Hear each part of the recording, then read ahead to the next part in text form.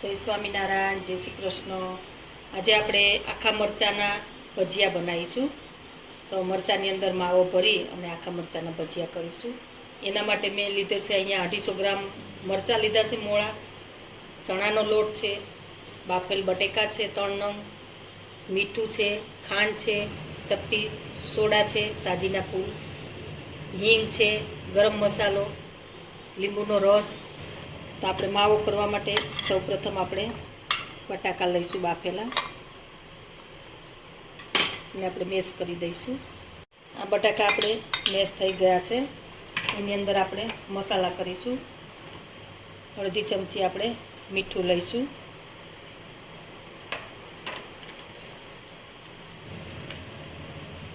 બે ચમચી ખાંડ લઈશું આપણે,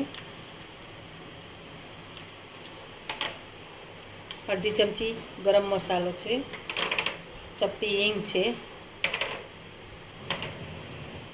અને આ 1 લીંબુનો રસ છે, આ ધાણા છે। હવે બધું આપણે મિક્સ કરી અને મસાલો તૈયાર કરીશું। આપણે બટાકા મરચાંમાં ભરવાનો બટાકાનો મસાલો તૈયાર થઈ ગયો છે। તો એને આપણે સાઈડ પર મૂકી અને આપણે અહીંયા બેટર બનાવીશું। એની અંદર સ્વાદ પ્રમાણે આપણે મીઠું લઈશું। આપણે આ બેટર બનાવીશું ચણાના લોટનું।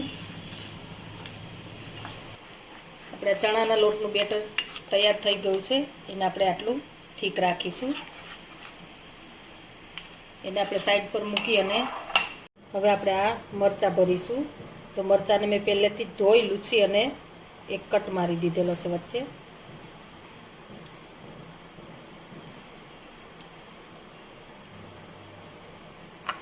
બધા મરચાં ભરી લઈશું આ રીતે।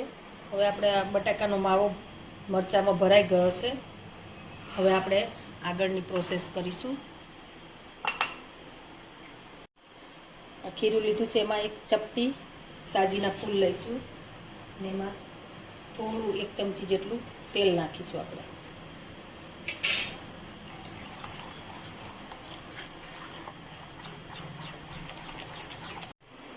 હવે આપણે આ બેટર તૈયાર છે। એની અંદર આપણે તેલ પણ અહીંયા એક ગરમ થઈ ગયેલું છે। એની અંદર આપણે આ મરચાંને ડીપ કરીશું અને ભજીયા તળીશું આપણે।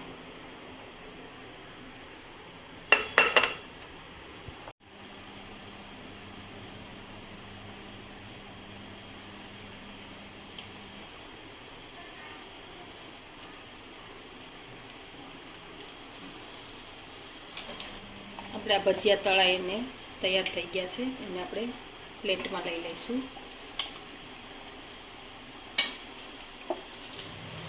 તો તૈયાર છે આપણા બટેકાના માવાવાળા આખા મરચાંના ભજીયા। એને આપણે સર્વ કરીશું। ચોમાસામાં ખૂબ જ સરસ લાગે છે। વરસાદની સિઝન હોય ત્યારે તમે એને ખાવને બહુ મસ્ત લાગે ટેસ્ટ એનો।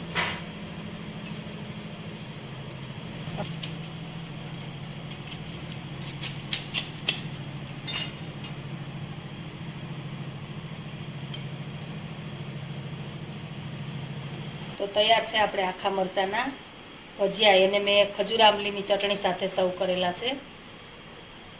જો તમને અમારો વિડીયો ગમે તો લાઈક, શેર અને સબસ્ક્રાઈબ કરવાનું ભૂલતા નહીં।